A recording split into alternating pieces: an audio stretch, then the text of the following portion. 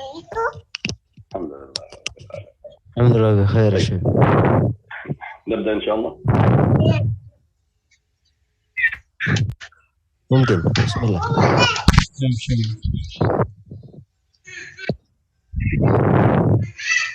بسم الله الرحمن الرحيم. إن الحمد لله نحمده ونستعينه نؤمن به ونتوكل عليه. نعوذ بالله من شرور أنفسنا ومن سيئات أعمالنا. من يهد الله فلا مضل له ومن يضلل فلا هادي له. نشهد أن لا إله إلا الله وحده لا شريك له ونشهد أن محمدا عبده ورسوله. أحبتي في الله، نستكمل معكم هذه الدورة التربوية الإيمانية، هي الدورة التربوية للوالدين والمربين والدعاة، لنعلم كيف نغرس شجرة الإيمان في قلوب أولادنا وأبنائنا وإخواننا وآبائنا وأمهاتنا إن شاء الله. تفضل. Alhamdulillah, insya Allah kita akan melanjutkan lagi daurah imaniyah tarbawiyah, daurah edukasi yang edukasi spiritual. Ya, nanti insya Allah kita akan membahas terkait bagaimana cara kita menanamkan nilai-nilai keimanan itu kepada anak-anak kita.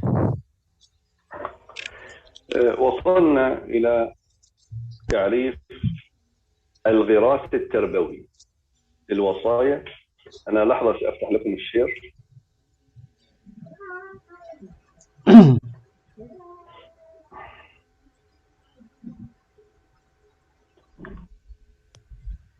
Boleh dibantu share screen-nya? Ayo.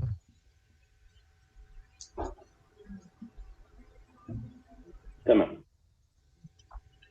اليوم نتناول الغراس التربوي للوصايا العشر، مقدمة وتعريف بالغراس التربوي، أو ممكن نسميها مبادئ علم التربية والسلوك والهدي النفسي. وأرجو أن ينتبه معي جميع المربين، آباء، أمهات، دعاة، داعيات، معلمين، معلمات، كل من يعمل في مجال الدعوة أو مجال التربية لابد أن ينتبه جيدا لمحاضرة اليوم. Jadi di sini Syekh mengingatkan kita untuk lebih fokus lagi, terutama dalam topik pembahasan kali ini, karena siapapun yang memiliki peran dalam aspek pendidikan, boleh itu jadi dai, jadi ustadz, atau jadi orang tua sekalipun, hendaknya memperhatikan dengan benar, dengan baik apa yang akan disampaikan oleh Syekh pada hari ini. أسلوب الدراسة يا أحباب ومراحل لابد أن نعرف جيدا، وما هو معلوم في العلوم التربوية أن الأسلوب التربوي للفرد يتباين ويختلف باختلاف المرحلة العمرية.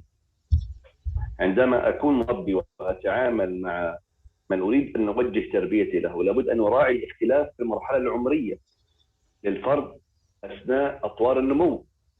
فالأسلوب التربوي الذي يتناسب مع الصبي عندما أكون في الخامسة من العمر مثلا قد لا يتناسب مع فتى أو فتاة في الخامسة عشر من العمر، وهكذا. إذا لابد أن نعرف أن الأسلوب التربوي لابد أن يتناسب مع المرحلة العمرية التي أوجه لها دعوتي. Baik. Yang perlu diperhatikan dan perlu untuk dijadikan catatan adalah bahwasanya uslub atau redaksi cara kita menyampaikan nilai-nilai kepada seorang murid atau kepada siapapun itu berbeda-beda tergantung dengan usia mereka. Jadi bisa jadi apa yang kita sampaikan kepada anak usia 5 tahun itu tidak sama caranya dengan kita menyampaikan kepada anak usia 15 tahun dan seterusnya dan seterusnya. لذلك يا أحباب نجد أن علماء النفس وعلماء النمو وعلماء الاجتماع كثيرا ما يقسم حياة الفرد إلى أطوار عمرية. هذه الأطوار تختلف في تقسيمها من حيث اعتبارات مختلفة. من هذه التقسيمات تلك التي تبنى على اعتبار الوسائل الحسية العاملة للإدراك. يعني بتعبير آخر أن الأطوار العمرية تختلف للفرد باختلاف وسائل الاستقبال الحسي للمؤثرات الخارجية. وسائل الاستقبال الحسي عن الحواس الخمس: السمع والبصر والشم والتذوق والحس، كذلك القدرات الذهنية والفكرية، بل والمجتمعات، اختلاف المجتمع. إذا بالتالي تختلف الوسائل التربوية المناسبة لكل طور من هذه الأطوار. طيب, maka dari itu karena usia itu berbeda-beda caranya, maka dari itu ulama banyak ulama ilmu nafs ya, terutama itu banyak membagi kategori-kategori pada sebuah masyarakat itu tergantung dari usianya masing-masing atau tergantung dari generasinya. Karena apa? Kenapa dibagi dengan per generasi seperti itu? Karena dibangun atau berdasarkan dari wasail hissiyah mereka. Bagaimana mereka memanfaatkan panca indera mereka, bagaimana mereka kemampuan mereka untuk berpikir dan juga kemampuan mereka untuk kemampuan berpikir mereka dan kemampuan otak mereka. Jadi perbedaan ini sudah diakui oleh para ulama sehingga mereka membagikan setiap masyarakat itu berdasarkan generasi-generasi usianya. Seperti itu. هذا هو الاعتبار الذي هذا هو التقسيم الذي اعتبرناه واعتمدناه في تقسيمنا لهذه الأطوار، وهو تقسيم الأطوار العمرية باختلاف وسائل الاستقبال الحسي والقدرات الذهنية والفكرية، مع اعتبار التغيرات الجسدية للفرد في الحسبان من حيث الذكورة والأنوثة والقوة والضعف قدر المستطاع إن شاء الله. Maka indikator-indikator inilah yang akan kita jadikan sandaran bahwa kita akan membahas ini semua, artinya membahas bagaimana cara kita menanamkan kepada afrod atau kepada individu mujtama masyarakat ini nanti akan kita bagi menjadi beberapa bagian berdasarkan karena perubahan-perubahan yang terjadi kepada setiap individu, mereka bertumbuh dari anak kecil menjadi dewasa dan lain sebagainya. على ذلك يا أحباب سنقسم الأطوار العمرية، انتبهوا جيدا وأتمنى أن يكون معكم ورقة وقلم حتى نفهم. سنقسم الأطوار العمرية إلى 5 أطوار رئيسية من بعد الولادة. وقد علقت هنا تعليق.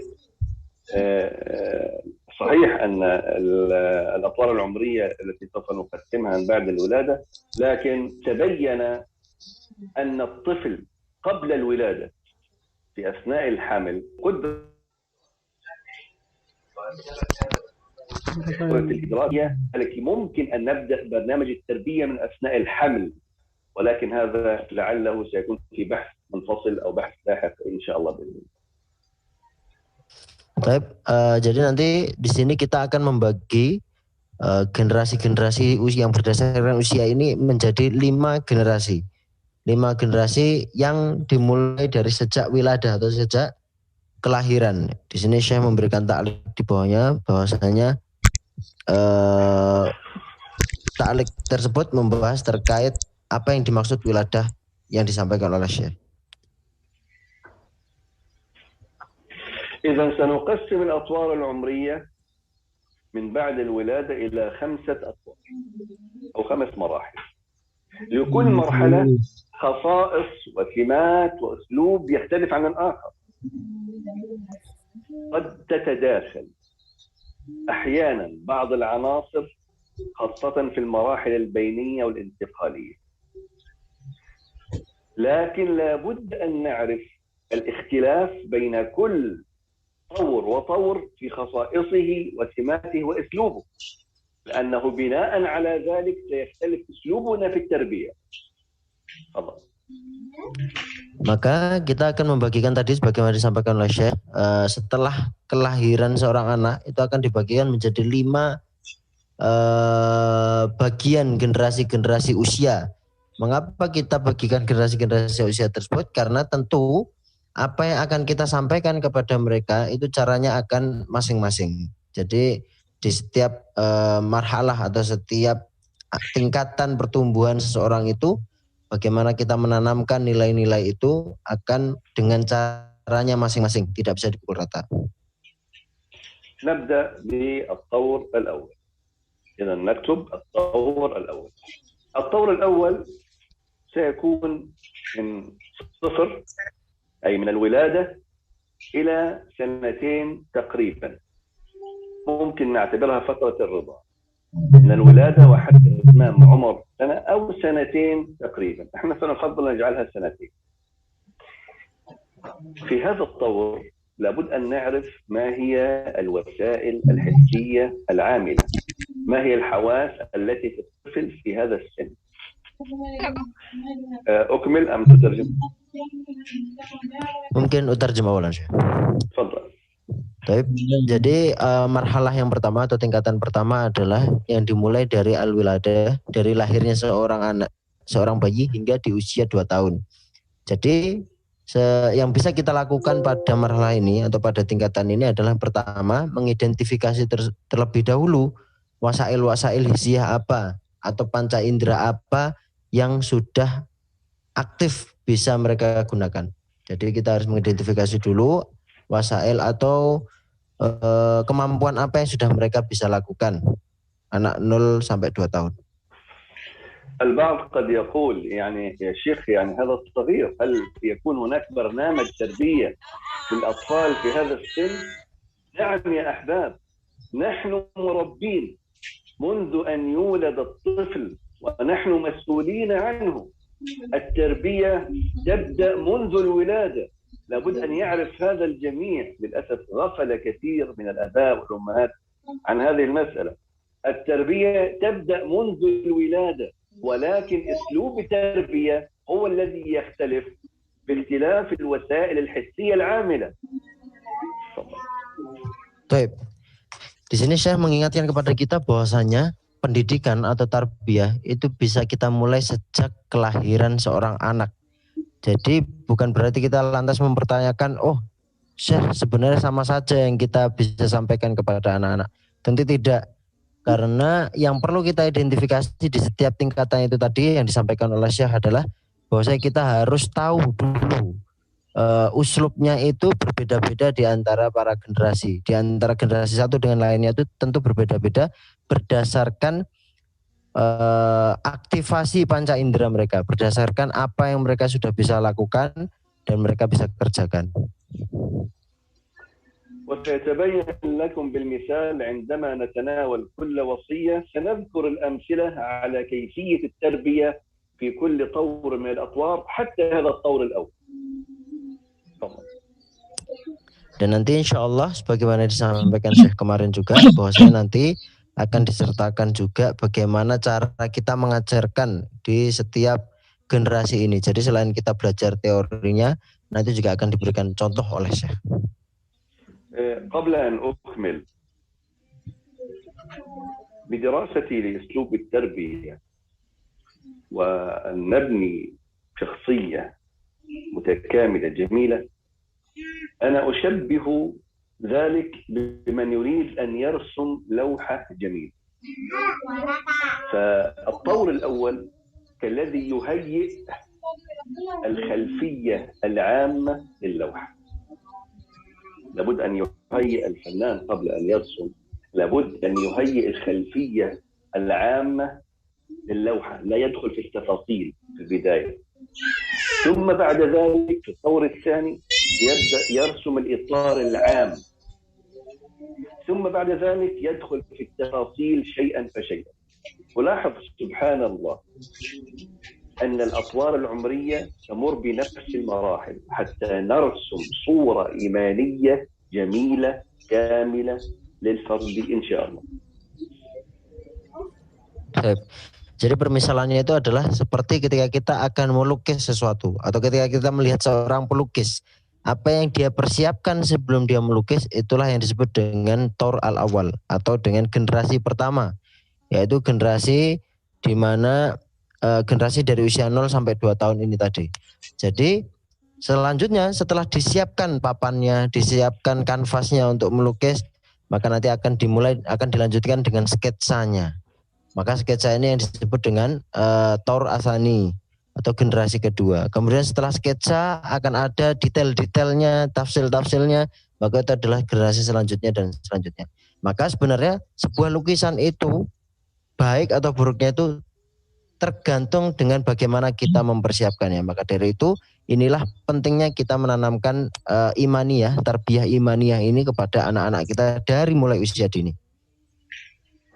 ما هي الوسائل الحسية العاملة للفرد في هذا الطور من الولادة إلى السنتين التي يمكن، عندما نقول وسائل حسية يعني الوسائل التي بإمكان الفرد يعني الطفل الإدراك بها في هذا السن، لأن المربي معطي مرسل، إذا لابد أن يكون هناك مستقبل، لابد أن يكون هناك جهاز استقبال مناسب لما نرسله. إذا لابد أيها المربي، أيها الأم، أيها الأب، أن تعرف ما هي وسائل الاستقبال الحسية المناسبة في هذا الطور. Jadi yang pertama, langkah pertama yang kita bisa lakukan kepada marhalah Thor al-awwal ini dari usia 0 sampai 2 tahun ini adalah dengan kita mencari tahu dulu, mengidentifikasi panca indera apa yang sudah optimal mereka gunakan. Maka dengan seperti itu kita dapat menanamkannya atau memberikan nilai-nilai itu kepada mereka dengan baik. Seperti itu. أولا حاسة السمع، فحاسة السمع تعمل في هذه المرحلة جيدا، لذلك ورد في السنة على اختلاف التصحيح وتضعيف الأثر، ورد في السنة عند الولادة الأذان للطفل في أذنه اليمنى والإقامة في أذنه اليسرى، هذا إن صح الأثر على اختلاف التصحيح. كذلك بالملاحظة نرى أن الطفل يسكت عند البكاء إذا سمع صوت أمها أو صوت أبيه، إذن أصبح هذا دليل على أن الطفل لديه حاسة السمع ويستطيع التمييز بها. تفضل. Jadi yang perlu kita identifikasi di sini adalah panca indera yang sudah aktif tadi. Dan di sini yang dituliskan oleh Syekh adalah pertama, panca indera yang sudah diaktifkan adalah pendengaran. Jadi dengan pendengaran ini seorang individu apalagi dalam usianya dini itu bisa dengan optimal mendengarkan apapun yang mereka dengarkan. Dan kemudian adalah al-mulahadhah. Mulahadhah ini adalah perhatian ya. Artinya adalah dengan refleks mereka, biasanya anak kecil itu kalau menangis itu akan berhenti menangis ketika mendengarkan suara ibu atau bapaknya. Maka dua indera ini yang bisa dioptimalkan untuk tarbiyah imaniyah ini.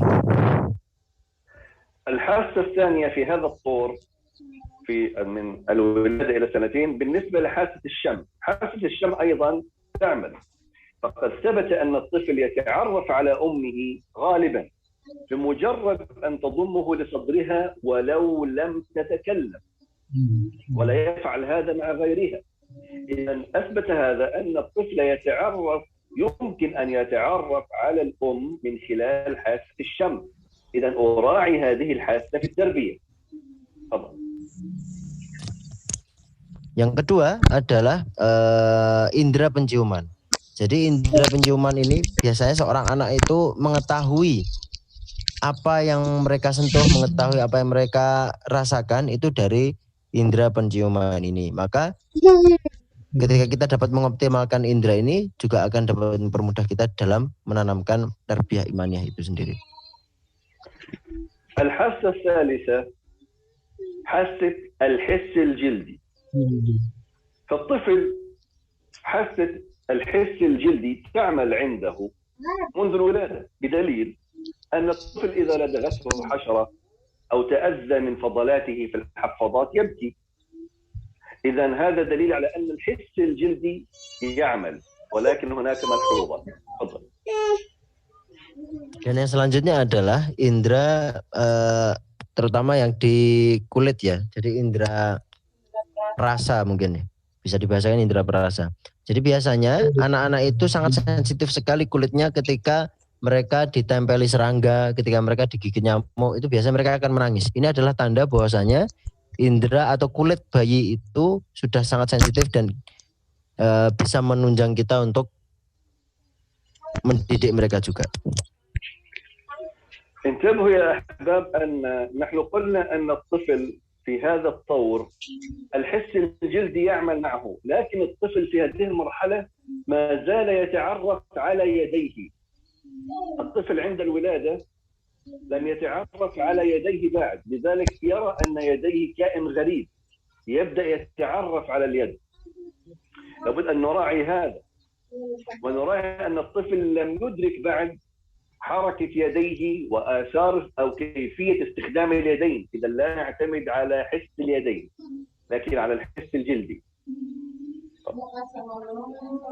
Jadi tadi disampaikan juga oleh Syekh bahwasanya kita dapat mengoptimalkan itu dengan mulahadhah atau dengan garis bawah gitu. Ada dengan syaratnya. Syaratnya adalah seperti yang disampaikan oleh Syekh tadi, ketika anak itu sudah mengoptimalkan indera penglihatannya, ketika dia melihat tangannya misalnya, dia belum tahu apa fungsi itu tangan, bagaimana cara kita melakukan segala sesuatunya dengan tangan. Dengan inilah pada dasarnya ketika melihat sesuatu itu akan terkorelasikan dengan apa yang mereka sentuh.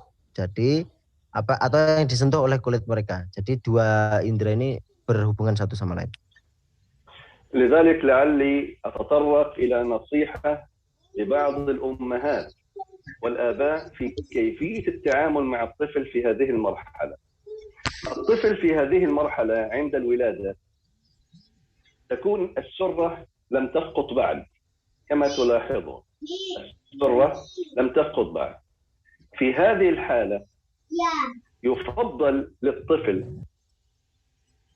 أن تلف يديه معه، لا تترك يديه حرة، لا تترك يديه حرة كما هي في الصورة، وينام على جنبه هكذا. هذه المرحلة تستخدم إلى أن تسقط السرة، لا ينام على ظهره، ينام على جنبه ملفوفا بهذه الطريقة. هذه من بداية الميلاد إلى أن تسقط السرة. تفضل.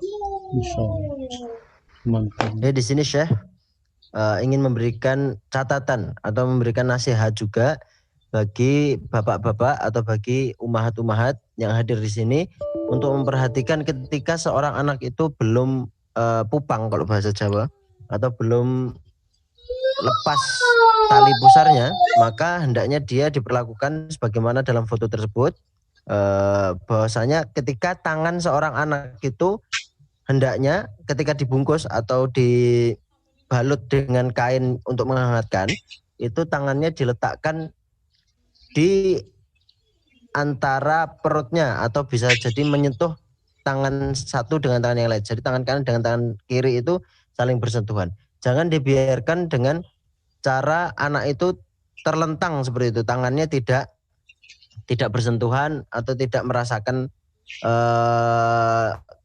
kulit dengan kulit seperti itu. Dan juga dibiasakan untuk tidur dengan sedikit menyamping agar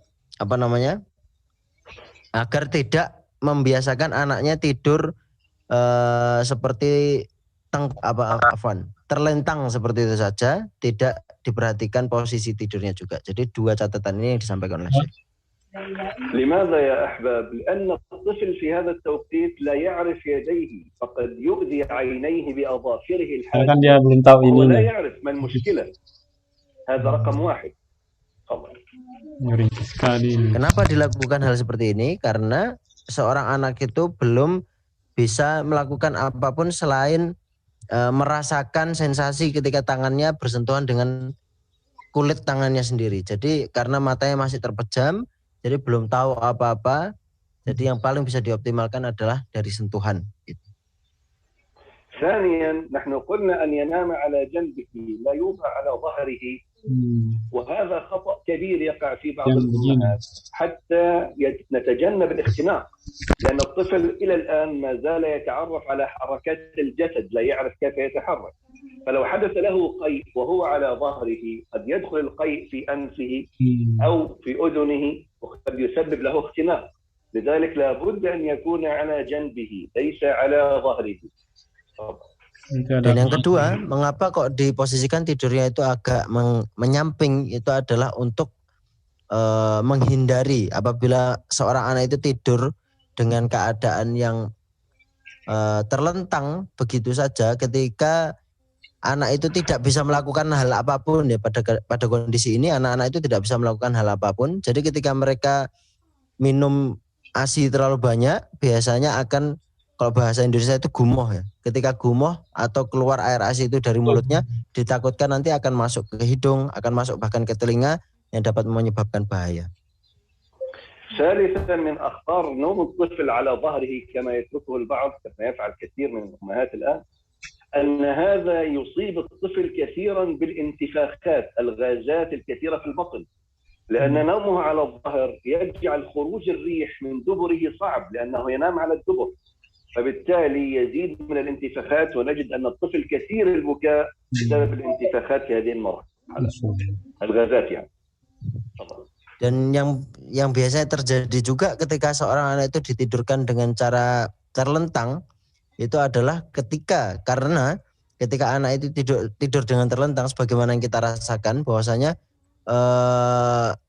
angin itu akan susah keluar dari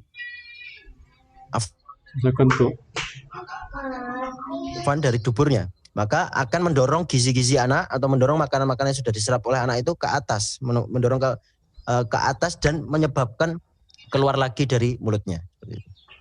كذلك ترك الطفل على ظهره دون ربط يديه من أخطاره أنه قد يعود الطفل مص الأصابع، وهذه عادة سيئة تؤثر على الطفل لاحقا ويصعب عليه تركها وتؤثر على شكل الأصابع والأظافر فيما بعد. Dan yang selanjutnya adalah ketika kita membiasakan tidur terlentang itu dapat mempengaruhi dengan pertumbuhan jari jemari bayi, pertumbuhan tangan bayi dan juga kuku-kukunya. Jadi ketika kita biasakan tidur dengan menyamping, itu dapat mengoptimalkan pertumbuhan jari, tangan dan juga kuku bayi. طيب. بعد سقوط السرة يبدأ الطفل ينام بهذه الطريقة، ينام الطفل على بطنه يديه ممددة إلى الأمام بهذه الطريقة. Kemudian setelah setelah tali pusarnya sudah terlepas dari seorang bayi, maka mereka akan mulai belajar bagaimana tidur tengkurap, yaitu seperti yang difoto, bagaimana mereka meletakkan tangannya itu ke atas, ke arah atas bagian tubuhnya seperti itu. أولا لنتجنب أن يؤذي الطفل عينيه بيديه، لأن حركة اليد ليست حرة كما إن كان على ظهره. Maka yang pertama, ketika anak itu sudah tidur seperti ini, manfaatnya adalah agar memperkecil kemungkinan seorang anak itu bisa melukai matanya sendiri. Jadi tangannya itu tidak betul-betul bergerak bebas. Berbeda dengan jika anak-anak tidur dengan tengkurap, itu tangannya bisa bergerak bebas dan dapat melukai bagian tubuhnya, terutama matanya. ثانيا لتجنب عدم اختناق الطفل عند القيء، بحيث إنقاء الطفل ينزل القيء ولا يدخل في أنفه أو فمه أو في أذنه، فبالتالي لا يتسبب في اختناق أو فساد الأذن أو الأنف. Kemudian juga meminimalisir ketika seorang anak itu memuntahkan makanannya atau gumoh itu tadi, itu meminimalisir masuknya muntahan seorang anak itu di bagian hidung ataupun bagian telinga, sehingga dapat menyebabkan kerusakan di kedua organ tersebut. ثالثا فائدة هذه الطريقة تجنب الانتفاخات والغازات في بطن الطفل، بسبب الضغط على بطن الطفل من الأسفل، لأنه ينام على البطن، والدبر يكون حر لأن الدبر في الأعلى ليس مغلق، فبالتالي خروج الريح سهل للطفل الذي كثيرا ما يتعرض للغازات بسبب الرضاعة، فهذه الطريقة تسهل خروج الغازات للطفل.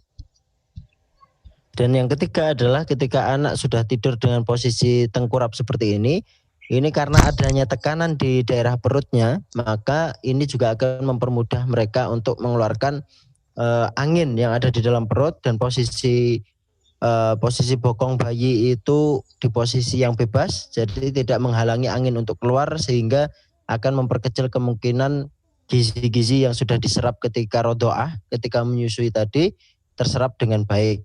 Jadi tidak terbuang lagi dengan percuma. أنا أحب أن أعلق تعليق يا أحباب، لأن للأسف بعض الأمهات تظن أن الغازات بسبب الحليب. الحليب لا يسبب غازات الطفل. الحليب سبحان الله هذا غذاء إلهي من الله سبحانه وتعالى، لا يسبب غازات للطفل. الذي يسبب الغازات للطفل هو الخطأ في كيفية الرضاعة. الخطأ في كيفية الرضاعة، لذلك يجب على الأمهات أن تتعلم كيفية الرضاعة الصحيحة لتتجنب أكبر قدر ممكن من الغازات. Dan juga yang di sini yang ingin Syekh sampaikan catatan lagi terkait produksi gas yang terjadi dalam organ dalam seorang bayi itu sama sekali tidak disebabkan oleh ASI. Jadi Masya Allah, ini merupakan salah satu mukjizat dari Allah, bahwasanya ASI itu tidak memproduksi gas dalam tubuh bayi atau dalam perut bayi, melainkan yang menyebabkan di dalam perut bayi itu kembung atau ada gasnya, itu adalah cara yang salah ketika kita melakukan rodoah atau ketika kita melakukan proses menyusui bayi itu sendiri. Jadi bukan ASI-nya tapi proses menyusui bayi.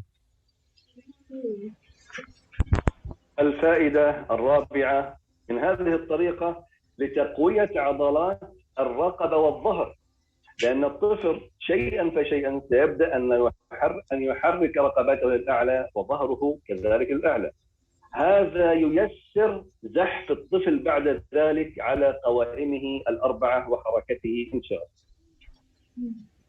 Dan yang keempat, faedah dari seorang anak tidur dengan tengkurap di fase yang kita bahas ini adalah untuk memperkuat kekuatan dada dan juga kekuatan pundaknya ketika mereka bergerak dengan posisi yang tengkurap seperti itu.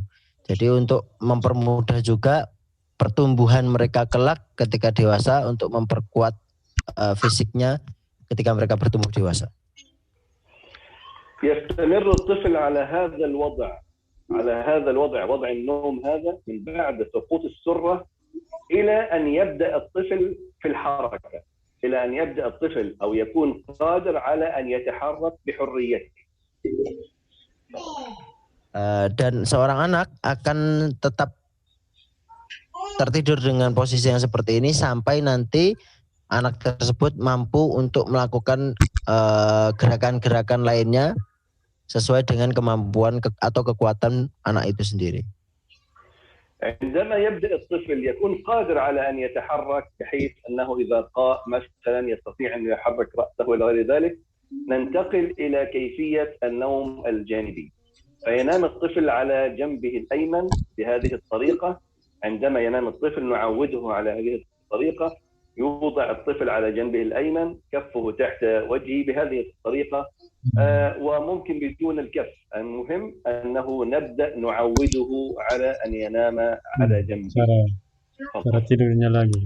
Kemudian setelah seorang anak itu sudah mampu untuk melakukan gerakan-gerakan lainnya, mungkin sudah mampu untuk menggerakkan kepalanya, menggerakkan lehernya, maka akan alangkah baiknya atau di sini disarankan oleh Syekh Hafizullah Ta'ala untuk mulai menidurkannya dengan cara menyamping. Karena ini adalah posisi terutama ke arah kanan, di samping kanan, karena ini adalah posisi yang sangat baik untuk kesehatan kita. لكن قبل أن ننتهي تعليق مهم.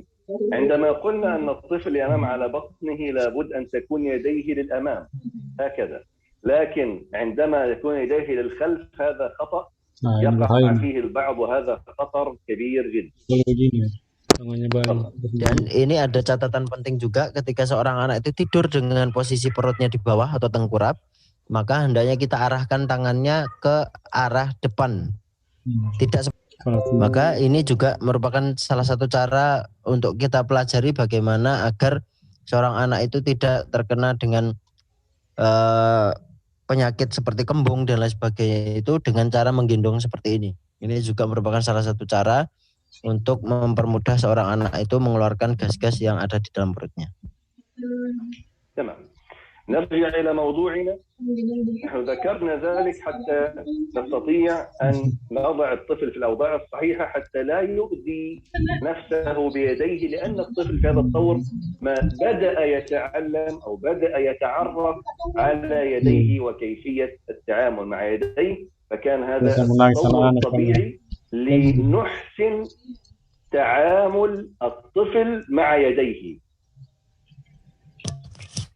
Maka fase ini adalah fase yang sangat penting bagi kita untuk dilakukan untuk membiasakan anak-anak itu dapat mengoptimalkan apa yang mereka lakukan dengan tangan-tangan mereka atau dengan tangan mereka. Jadi untuk memberikan kebaikan ketika mereka bertumbuh dengan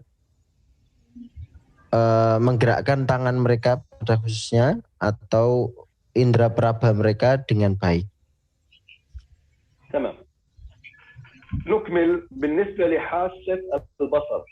حاسة البصر مختلف فيها في هذا الطور، مختلف في حاسة البصر في هذا الطور. فمن العلماء من قالوا أن البصر في هذه المرحلة لا يعمل، خاصة في أول 4 أو 6 شهور. هذا قول ضعيف. قول آخر أنها تعمل لكنه فقط يدرك النور والظلام، الألوان المتميزة، وهذا هو الراجح أن حاسة البصر تعمل منذ الولادة، ولكن الراجح أنه لا يستطيع أن يلاحظ التفاصيل وتمييز الأشخاص بالتفاصيل، لكنه يستطيع أن يميز النور والظلام أو الألوان المتميزة، يعني مثلا الأبيض والأسود، أزرق وأصفر، التي بينها فرق كبير. أما الفروق البسيطة قد لا يلاحظها في هذا السن. Kemudian indera selanjutnya adalah indera penglihatan tadi yang memiliki keterikatan dengan indera peraba. Di sini banyak perkataan yang mengatakan bahwasanya indera penglihatan seorang anak itu belum bekerja, belum berfungsi dari usia 2 sampai 4 bulan. Tapi ini perkataan yang dhaif kata Syekh. Namun perkataan yang rajih atau perkataan yang bisa kita jadikan sandaran adalah bahwasanya indera penglihatan seorang anak itu sudah mulai berfungsi sejak mereka lahir, hanya saja mereka tidak bisa membedakan detail-detail, tapi dapat membedakan hal-hal yang sangat kontras seperti dapat membedakan gelap dan juga cahaya, dapat membedakan warna-warna yang kontras seperti hitam dan juga putih dengan kuning atau hijau. Ala kulli hal adalah warna-warna yang kontras, tapi tidak bisa membedakan detail-detail dan tidak bisa membedakan wajah seseorang. هذا الطور الأول. انتبهوا جيدا، أنا أعيد وأكرر لماذا الشيخ يتكلم عن الحواس. يا أحباب لابد أن تعرف أجهزة الاستقبال، لأنك مربي، يعني أنت ترسل معلومة، ترسل فائدة، فلا بد أن تتأكد أن هناك جهاز سوف يستقبل هذا الإرسال. لذلك لا بد أن تفهم هذه الحواس جيدا من طور إلى طور. Inilah mengapa Syekh menekankan kepada kita, kenapa kok kita fokus kepada panca indera. Karena memang yang sebagaimana disampaikan oleh Syekh tadi, bahwa tugas kita adalah untuk menyampaikan faidah-faidah, menyampaikan nilai-nilai, menanamkan nilai-nilai. Maka kita harus tahu indera apa yang sudah optimal digunakan oleh seorang manusia ketika kita akan menyampaikan nilai-nilai itu tadi. Jadi itulah pentingnya kita mempelajari panca indera terlebih dahulu agar kita lebih optimal dalam mendidik seorang anak dengan mengetahui indera apa yang sudah difungsikan secara optimal oleh mereka. الطور الثاني يا أحباب، الطور الثاني يبدأ من سن 3 أعوام إلى نهاية عمر 5 أعوام تقريبا. ممكن نعتبرها سن الكيجي. إذا هنا الذين يعملون في مجال الكيجي رياض الأطفال لابد أن يراعوا هذه المسائل جيد. ايش كيجي او ايش؟ الكيجي هي مرحلة ما قبل المدرسة، عندما يدخل الطالب إلى الكيجي في سن 3 سنوات 4 سنوات 5 سنوات، ثم ينتقل إلى المدرسة من سن 6 سنوات، نسمي هذا عمر الكيجي أو عمر رياض الأطفال. Ayo, selanjutnya adalah kelompok umur atau tingkatan atau generasi dari usia 3 sampai 5 tahun. Yaitu di sini saya menyebutkan KG. Mungkin kalau di Indonesia itu disebut dengan balita ya. Disebut dengan balita karena di sini sudah anak-anak itu sudah mulai bisa menggerakkan badannya dan juga sudah mulai mengetahui bagaimana cara menggunakan panca indera. ما هي الوسائل الحسية العاملة في هذا الطور؟ في هذا الطور تكون قد اكتملت الوسائل الحسية تقريبا. السمع مكتمل، الشم مكتمل، الحس الجلدي والتعرف على يديه قد اكتمل، لكن يضاف إلى هذا الطور حاسة البصر وهي وسيلة الاستقبال البصري. لأن احنا ذكرنا في الطور الأول أن حاسة البصر لا يمكن أن أعتمد عليها لأنه لا يستطيع أن يميز تمييز دقيق، لكن في هذا الطور حاسة البصر أصبحت تعمل بشكل دقيق. إذن وعليه يصح خلال هذه الفترة تعليم وتربية الطفل عن طريق العين والمشاهدة والقدوة والمثال، بينما في الطور الأول لا نركز كثيرا على حاسة البصر. Apa saja wasail-wasail atau media-media panca indera yang sudah mulai optimal difungsikan oleh anak-anak di usia ini? Yang pertama adalah asama. Asama itu adalah pendengaran. Jadi pendengarannya sudah mulai sempurna. Dia sudah mendengarkan apapun yang kita bicarakan dan juga mendengarkan apapun yang dia dengar. Kemudian asyum. Asyum ini adalah penciuman. Indera penciumannya juga sudah mulai sempurna. Kemudian al-jild atau peraba, indera peraba tadi juga sudah mulai sempurna. Dan ada tambahan yang ditekankan di marhalah ini atau di tingkatan ini adalah indera penglihatan. Sebagaimana tadi disampaikan oleh Syekh bahwasanya di tower yang pertama atau di tingkatan yang pertama itu kita tidak bisa bersandar dengan indera penglihatan karena memang penggunaannya belum sempurna. Mereka masih banyak menggunakan dengan al-jildi atau indera peraba yang lebih optimal yang dipakai oleh seorang bayi. Namun di usia 3 sampai 5 tahun mereka sudah mulai bisa melihat. Jadi kita sudah mulai bisa mengajarkan seorang anak itu dari apa yang dia lihat, dari apa yang dia tonton, dan juga dari apa yang dia contoh dengan apa yang dia lihat seperti itu. Jadi sudah bisa meneladani apa yang kita lakukan. كذلك في هذا السن لابد أن نراعي أنه حاسة التذوق أصبحت أكثر حساسية من قبل. Kemudian dari usia 3 sampai 5 tahun ini, hasatut tadzawuq atau indera pengecapnya juga sudah mulai sempurna atau sudah mulai optimal diberikan oleh para anak-anak daripada taur sebelumnya atau tingkatan usia sebelumnya. انتبهوا معي جيدا لهذه النقطة. في هذا الطور والذي هو من عمر 3 إلى 5 أعوام بداية الآن الحواس خلاص، احنا الحواس الآن اكتملت، لكن هناك خصائص سوف تظهر.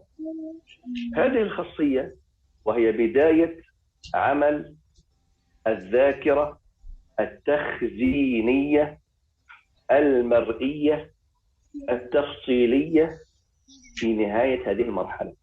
يعني في نهاية هذه المرحلة، نهاية 5 سنوات أي عمر 5 سنوات، تبدأ الذاكرة عن طريق البصر. يبدأ كاميرا الفيديو للطفل بالتفصيل، كاميرا فيديو تعمل صحيح، هو لا يعرف التفاصيل، يعني لا يعرف التفاصيل التي في كاميرا الفيديو، لكن هو يخزنها في ذاكرته.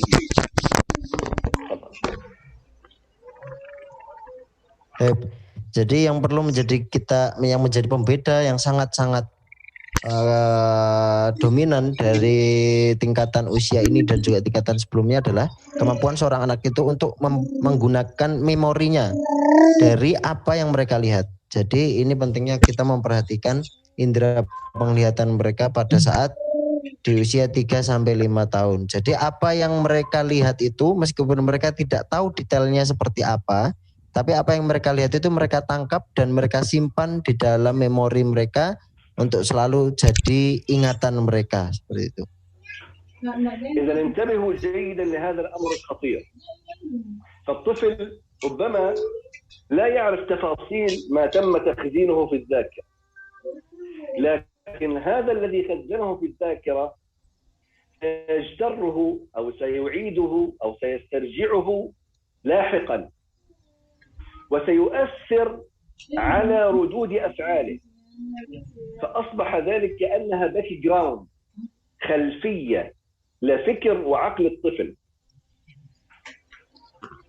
تفضل. Maka yang perlu kita tekankan untuk diperhatikan adalah di sini. Jadi ketika meskipun mereka kembali lagi, meskipun mereka tidak mampu membedakan detail-detail apa yang mereka lihat, tapi ketika apa yang mereka lihat itu sudah masuk ke dalam memori mereka, mungkin mereka tidak bisa melakukannya sekarang. Namun ini akan menjadi background mereka, akan menjadi landasan dasar mereka dalam mereka berbuat.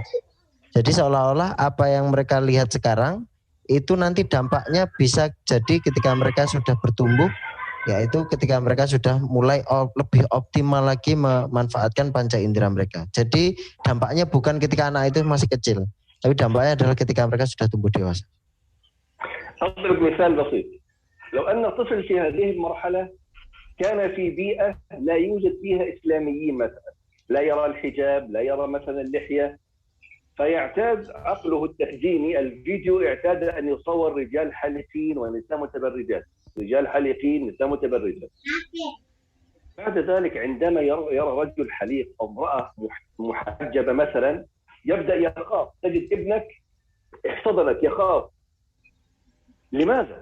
هو أصلا لم يتعامل مع هذا الشخص لأن رأى شيئا يخالف الباك جراوند الذي عنده والذي ألفه واعتاده. Baik. Jadi seperti yang dimisalkan oleh Syekh, di sini Syekh memberikan kita sebuah misal ketika seorang anak itu tidak dibiasakan melihat seorang yang mungkin berjenggot atau seorang yang ibu-ibu yang berjilbab. Jadi mereka terbiasa diperlihatkan dengan hal-hal yang tidak memiliki background keislaman yang kuat. Jadi seperti melihat seorang perempuan yang tanpa jilbab atau seorang laki-laki yang tanpa jenggot, maka mereka akan terbiasa dan menjadikan itu sebagai background.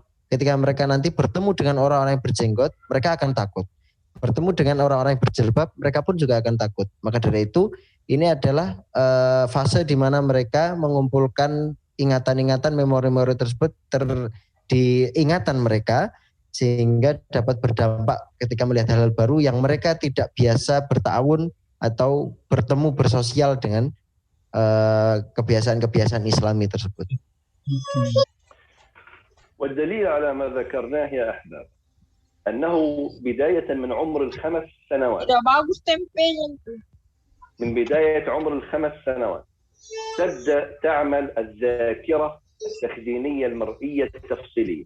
دليلنا على ذلك أن علماء الحديث في الإسلام اعتبروا برواية من بلغ عمره 5 سنوات، وهذا استنادا لأثر محمود بن الربيع أحد الصحابة رضي الله عنه حين ذكر مجها النبي صلى الله عليه وسلم في وجهه وهو ابن 5 سنين.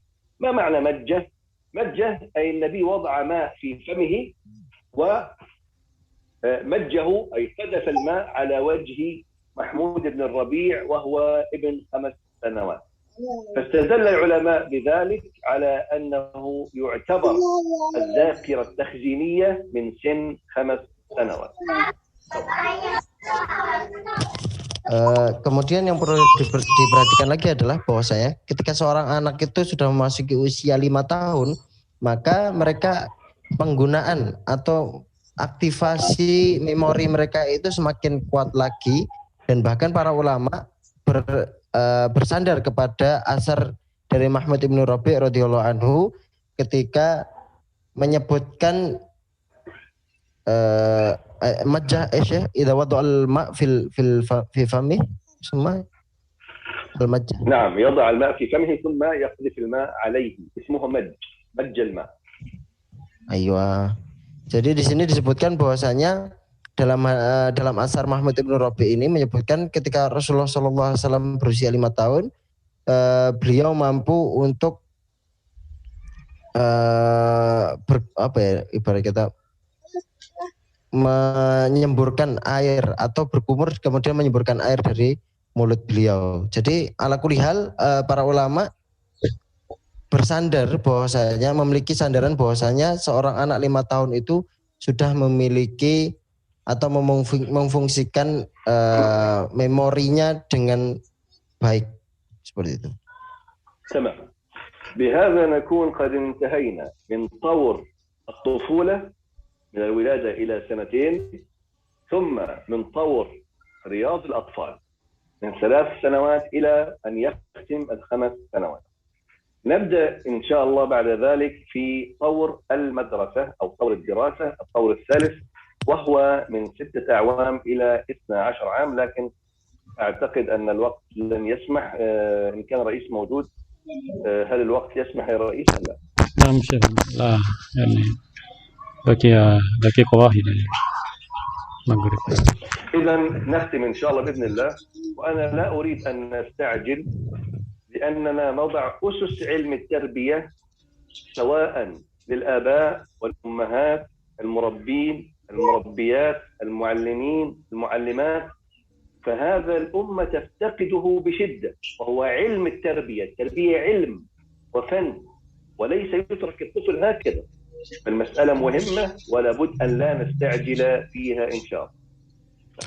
Baik, alhamdulillah kita sudah membaca tadi Tor al-awal dan juga Tor al-thani, tingkatan usia pertama dan yang kedua dari usia 0 sampai 2 tahun dan juga usia 3 sampai 5 tahun. Di mana nanti insya Allah untuk pertemuan yang akan datang kita akan membahas tingkatan usia selanjutnya yaitu tingkatan usia sekolah. Jadi di sini Syekh juga tidak ingin kita tergesa-gesa terburu-buru karena kita sedang meletakkan dasar-dasar, meletakkan pondasi-pondasi untuk mendidik anak-anak kita. Maka alangkah baiknya kalau kita baca perlahan-lahan, kita pahami perlahan-lahan agar nanti lebih kuat lagi pondasinya.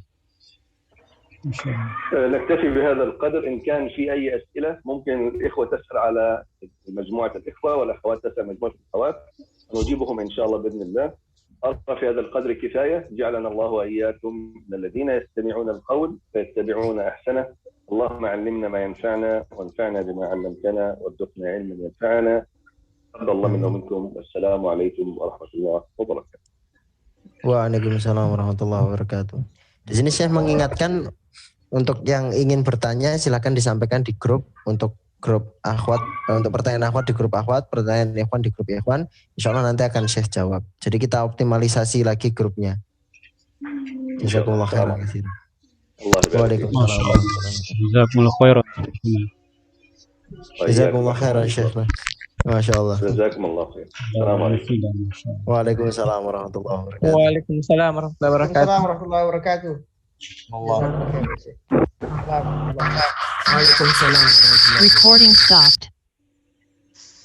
Jazakumullah khairan katsiran Satida. Ana pamit dulu. Waalaikumsalam. Kalau ada catatan terkait penerjemahan juga boleh disampaikan di grup. Siapa tahu ada yang kurang-kurang dipahami atau bisa jadi terjemahan saya kurang jelas, silakan disampaikan di grup juga. Jazakumullah khairan Ustaz. Waalaikumsalam Ustaz, insyaallah. Ya, barakallahu fiik para sahabatnya. Untuk para peserta, pertama-tama kita ucapkan jazakumullah khairan ya atas hadirnya kita di daurah ini. Kemudian berikutnya kami dari Musyrik ya ingin men-share infak ya akan dibagikan nanti di Japri. Jadi kita punya kegiatan ini gratis ya, tapi kita buka infak seluas-luasnya kepada para peserta ya. Ini saya sudah meluangkan waktu kita ya untuk mengajar kita. Masya Allah, bayangkan menterbiah ya dari anak kecil ya.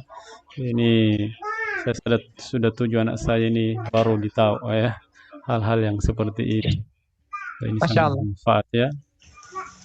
Banyak kami butuh partisipasi ya untuk bantuan antum, dan itu nanti akan dialokasikan untuk pemateri kita, insya Allah, dan sebagian pengeluaran dari daurah kita. Jazakumullah khairan ya. Assalamualaikum warahmatullahi wabarakatuh. Waalaikumsalam warahmatullahi wabarakatuh.